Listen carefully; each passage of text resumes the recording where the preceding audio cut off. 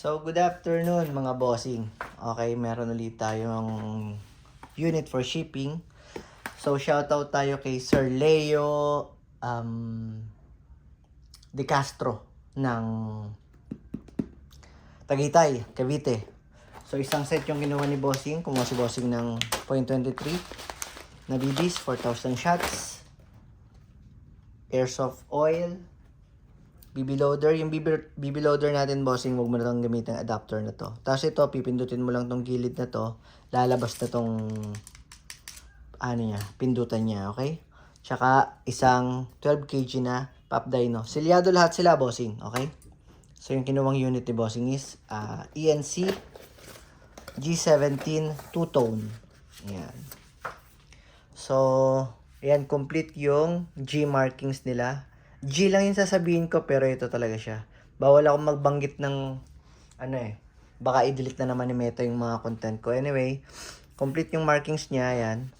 So, pagka ganitong klaseng unit, automatic, metal yung slide, polymer yung lower frame. Kahit sa totoong buhay, ganun siya talaga. Polymer yung lower frame ng mga ganitong klaseng, ganyan, okay? So, siya G17 Gen 4, ayan. So, meron siyang U-type sight. Ayan. Competition trigger. So, demo lang natin, bossing. Pag maglalagay ka ng gas, lagyan mo muna to. Lubricated naman pala eh. So, bossing, ito, nilalagyan to ng silicone oil. Nilalagyan din to ng silicone oil. Tapos, lalagyan mo siya ng gas. So, matigas siya. Meron naman siyang gas. So, ang paglalagay ng gas, bossing, kailangan firm yung hawak dito. Tapos, dito mo siya hawakan, tong gas. To. Tapos pagka nakapamo na siya, 5 to 6 seconds lang, okay na yun. Ayaw pumasok. Sabi na kasi may gas eh. Okay, so may gas pa siya, bossing. Ang tigas eh, oh. So, wala naman siyang leak. Kasi tutunog naman niya kung may leak. Ang lalagay ng bala, ng BBs, hatak lang to. Huwag niyo tong bibitawan. Laging tandaan, huwag niyo bibitawan. Yung tropa ko, ganito rin unit niya. Binitawan niya to. Ayun, nasipak yung ganito niya. 250 pesos. Okay. Okay. So, bossing, ito. Test fire na natin. Oops, bawal nga pala magsalita nun. Test natin. Yung unit mo.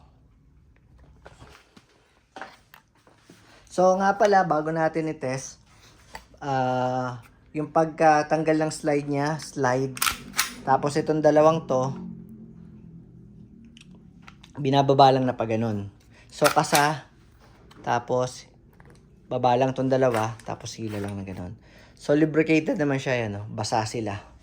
So, wag mo hayaang matuyo yan, bossing, para smooth yung slide, smooth yung pagkasa, smooth yung blowback natin. So, pagbabalik, ganun lang din ulit, dun sa mga parang ipin na yun, suot mo lang siya doon. Tapos dire-diretso lang hanggang makasa siya. Tapos bitaw. Okay? Pagpapasok ng magazine, laging malakas. Uro nga natin to.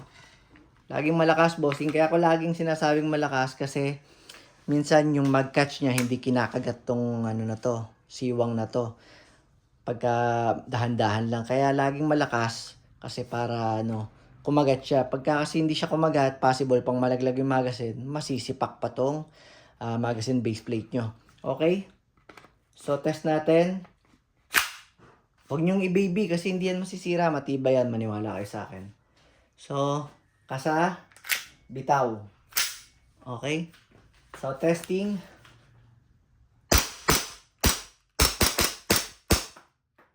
Smooth. So, release agad ang magazine. Tapos, pag ganitong klaseng unit, hila lang. Then, bitaw. So, tapos rest natin lagi yung hammer by pressing the trigger. Maraming salamat, bossing Leo ng Tagaytay.